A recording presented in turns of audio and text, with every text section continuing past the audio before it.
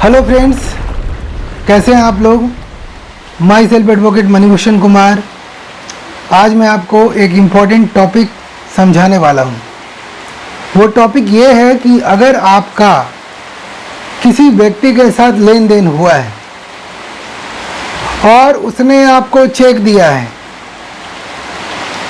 जिस पर जैसे ही आपने चेक की राशि लेने के लिए बैंक में अपना चेक डाला, आपका चेक बाउंस हो गया।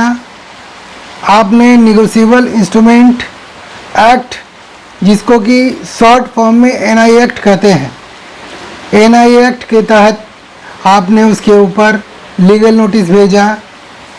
उसके बाद सभी प्रक्रिया को फॉलो करते हुए follow the all the procedure आपने केस फाइल किया और आप केस जीत गए। यानी कि आप केस जीत गए। चेक बाउंस का जो केस है आप जीत गए। कोर्ट ने ऑर्डर किया कि ठीक है, 50 लाख रुपया जो डिफ़ॉल्टर है वो आपको देगा, लेकिन डिफ़ॉल्टर पैसे दे नहीं रहा है। यानी जजमेंट होने के बाद भी, कोर्ट के आदेश होने के बाद भी आपको पैसे नहीं मिल रहे हैं। पहला कंडीशन। दूसरा कंडीशन कि अगर कोर्ट ने ये ऑर्डर कर दिया कि जो डिफ़ॉल्टर है, जिसने चेक का पैसा पेमेंट नहीं किया है, उसको जेल भेज दिया जाए और जेल में सज़ा काट के वो आ गया, फिर भी आपको पैसे नहीं दे रहा है, तो आप ऐसा क्या करेंगे जिससे आपको चेक का अमाउंट मिल सके। देखिए, मैं आपको यहाँ ये समझाने का प्रयास कर रहा हूँ कि ऐसा भी हो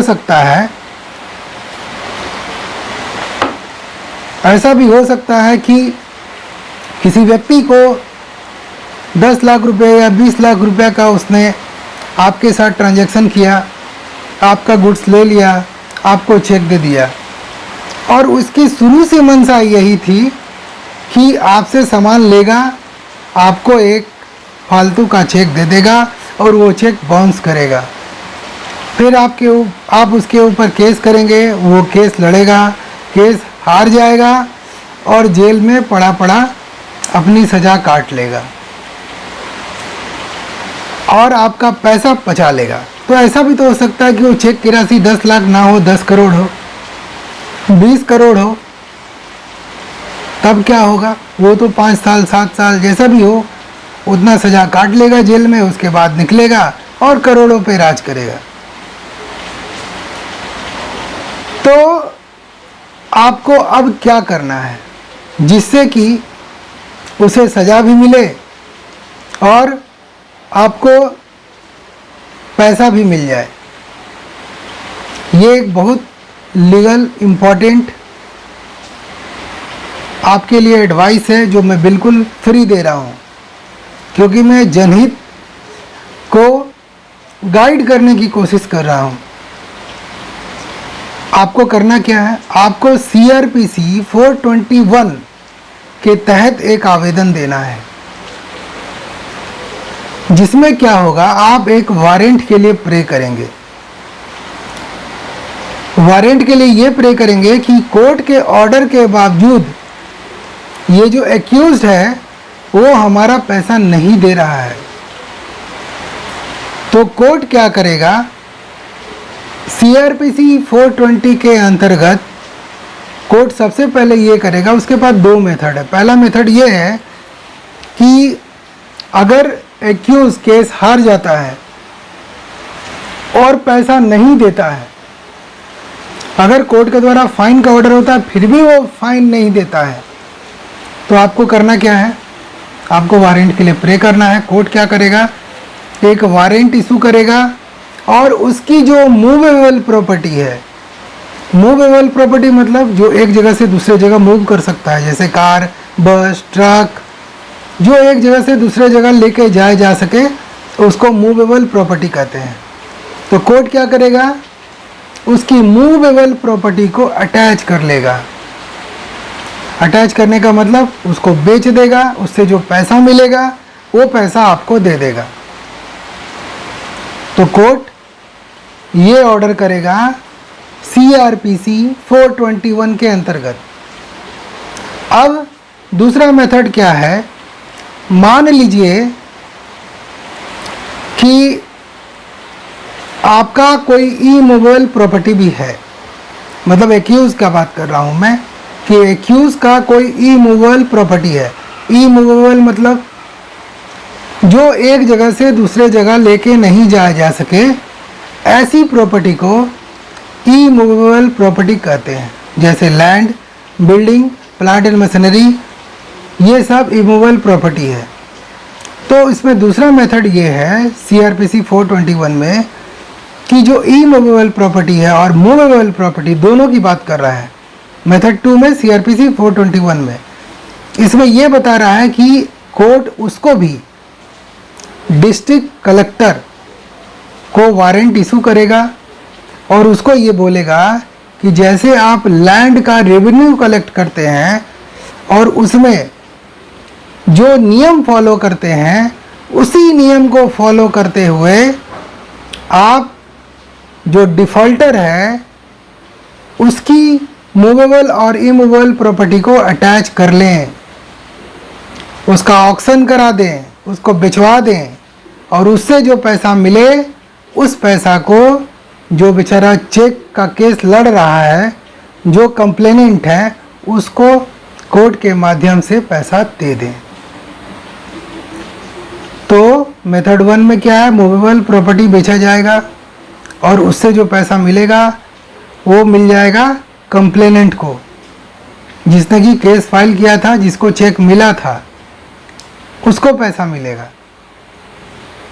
और दूसरा कंडीशन क्या है कि अगर डिफ़ॉल्टर का कोई मूवेबल या इमूवेबल प्रॉपर्टी, कोई भी प्रॉपर्टी हो, ये डिस्ट्रिक्ट कलेक्टर को आदेश दिया जाएगा कि आप जैसे लैंड रेवेन्यू कलेक्ट करते हैं उसी तरह से आप डिफ़ॉल्टर के मूवेबल या इमूवेबल प्रॉपर्टी यानी land and building, plant and machinery, furniture, fixtures, house, flat, जो भी उसका है, कार, बस, ट्रक, है ना, या मान लीजिए कि अगर कोई प्रॉपर्टी उसने खरीदा है, कोई लीज पे लिया है, जो भी हो, जो आपके उसके पास है, कोई गोल्ड है, तो अगर कोई भी उसके पास मूवेबल या इमूवेबल प्रॉपर्टी है, डिस्ट्रिक्ट कलेक्टर उसको सेल करवाएगा और उससे जो पैसे मिलेगा वो कोर्ट में जमा करेगा और कोर्ट जो है कंप्लेनेंट को पैसा दे देगा। तो कितना देगा, जितना फाइन का ऑर्डर हुआ है उतना देगा, प्लस 9% बैंक इंटरेस्ट भी देगा। समझ में आ गया कि अगर आप चेक डिफ़ॉल्ट करते हैं, चेक का पैसा नहीं देते हैं, आप ये सोचते हैं कि हम केस लड़ लेंगे, जेल चले जाएंगे, उसके बाद वहाँ से लौट के आएंगे तो सब पैसा तो मेरा है, हमने तो सज़ा काट लिया है। अगर आप ये सोच के चल रहे हैं तो आप CRPC 421 को भूलिए मत। CRPC 421 में ये साफ साफ इंडिकेशन है, आप जेल भी काट के आए हैं तो भी आपकी संपत्ति को अटैच किया जाएगा। अगर कोर्ट को लगेगा कि आप ज़्यादा चालाकी कर रहे हैं तो भी आपकी संपत्ति को अटैच कर लिया जाएगा, चाहे वो आपका मूवेबल प्रॉपर्टी हो, चाहे वो आपका इमूवेबल प्रॉपर्टी हो, दोनों प्रॉपर्टी अटैच हो जाएगा। अटैच होने का मतलब उसको सेल कर दिया जाएगा, उससे जो पैसा आएगा वो कंप्लेनेंट को दे दिया जाएगा। तो ये मैं आपको बता चुका हूँ। अब मैं बात करता हूँ section 421 sub section 2 sub section 3 के बारे में। इसमें यह है कि स्टेट गवर्नमेंट भी एक रूल्स बनाएगी और वारंट इशू करेगी। कलेक्टर जैसे लैंड रेवेन्यू कलेक्ट करता है उसी तरह से कंपनसेशन भी कलेक्ट करके रिकवर करके उस व्यक्ति को दिलवा देगा जो व्यक्ति को चेक का पैसा मिलना चाहिए। CRPC 422 में ये कहा गया है कि वारंट का क्या इफेक्ट होगा।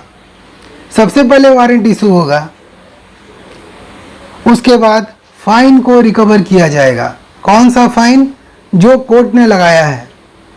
आप केस जीत गए, आपके ऊपर फाइन लगा दिया है, कि आपका चूंकि 10 लाख का अमाउंट का चेक था तो कोर्ट ने ये फाइन लगाया कि इनको 20 लाख रुपए दिया जाए, क्योंकि नेगोशिएबल इंस्ट्रूमेंट एक्ट में ये प्रोविज़न है कि जो आपका एक्चुअल अमाउंट है उसे डबल पैसे कोर्ट फाइन कर सकता है। तो कोर्ट ने फाइन कर दिया कि 10 लाख की जगह 20 लाख दिलवाया दिया जाए, और आप सज़ा काट लिए हैं। आप सोच रहे हैं कि अब तो हमको पैसे देने नहीं पड़ेंगे, लेकिन आप गलत सोच रहे हैं। 421 में आपकी प्रॉपर्टी को सीज कर लिया जाएगा, और 422 में जो वारंट इशू होगा उसका इफ़ेक्ट ये होगा कि वारंट इशू होगा, आपका फाइन जो है वो रिकवर होगा आपके मूवेबल प्रॉपर्टी से, और अगर जुडिक्शन से बाहर कोई प्रॉपर्टी होगा तब भी वो अटैच होगा। अगर जुडिक्शन से बाहर कोई प्रॉपर्टी आपका है तब भी उसे अटैच किया जाएगा, और इसमें जो वहाँ के मजिस्ट्रेट हैं उनका इंडोर्समेंट जरूरी होगा।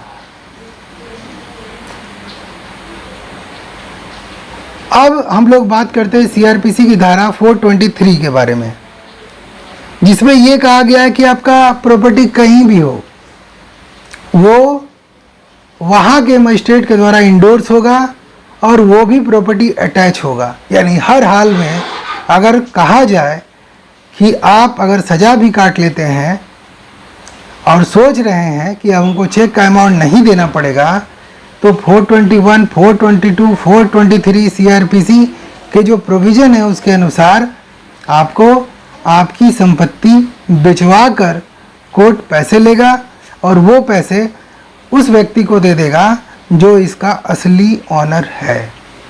यानी कि जो जिसको पैसा मिलना चाहिए, जो कंप्लेनेंट है, जो शिकायत करता है, जिसने आपके विरुद्ध ये शिकायत किया है कि आप उनको फालतू का एक चेक पकड़ा दिए हैं और उनसे संपत्ति ले लिए हैं या प्रोडक्ट आप ले लिए हैं उनसे, है ना, तो वो पैसे भी कोर्ट उनको दिलवा देगा। अब बात करते हैं सीआरपीसी की धारा 424 के बारे में। 424 में ये कहा गया है कि अगर फाइन का सज़ा हुआ, मतलब कोर्ट ने ऑर्डर किया कि इनको सिर्फ फाइन लगाया जाए, तब भी डिफ़ॉल्टर ने अगर फाइन पे नहीं किया तो उसको जेल भेजा जाएगा।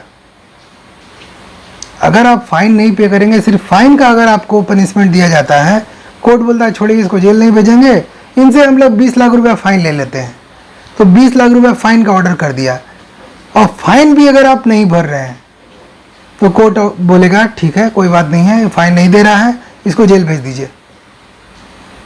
तो सीआरपीसी की धारा 424 के अनुसार आपको जेल भेज दिया जाएगा। कोर्ट के ऑर्डर के 30 दिन के अंदर कोर्ट ये भी कह सकते हैं कि ठीक है तुम फाइन का पैसा एक बार में मत देना, तुम 2 इंस्टॉलमेंट में दे दो। कोर्ट ने ऑर्डर किया कि हमारे ऑर्डर के 30 दिन के अंदर अंदर तुम पहला इंस्टॉलमेंट दे दो, उसके बाद दूसरा इंस्टॉलमेंट तुम दे दो। लेकिन पहला इंस्टॉलमेंट तो आपने दे दिया, लेकिन दूसरा इंस्टॉलमेंट आपने नहीं दिया तो आपको जेल जाना होगा। यानी कि हमारा इस टॉपिक का जो मेन उद्देश्य था वो ये है कि अगर आपने किसी से संपत्ति को खरीदा है या किसी प्रोडक्ट को खरीदा है या किसी भी प्रकार का लेन देन किया है, मान लीजिए 10 करोड़ का किया, उसके बदले उनको 10 करोड़ का आपने चेक दे दिया और चेक बाउंस हो गया, अब आप पैसा उसको नहीं देने के लिए इधर उधर घुमा रहे हैं, उसने आपके ऊपर केस कर दिया, आपने सजा भी काट लिया, लेकिन आप 10 करोड़ रुपए जो कहीं जमा करके रखे हैं, कोई प्रॉपर्टी खरीदे हैं, मूवेबल प्रॉपर्टी या इमूवेबल प्रॉपर्टी, कोर्ट उसको अटैच कर लेगा, कोर्ट उसको सेल करवा देगा, उससे जो पैसा मिलेगा वो कंप्लेनेंट को पे हो जाएगा। तो आज का मेरा टॉपिक यही था। तो अगर आपको मेरा चैनल अच्छा लग रहा है प्लीज़ इसे सब्सक्राइब करें, लोगों के साथ शेयर करें ताकि लोग अवेयर हो सकें। Thank you. जय हिंद।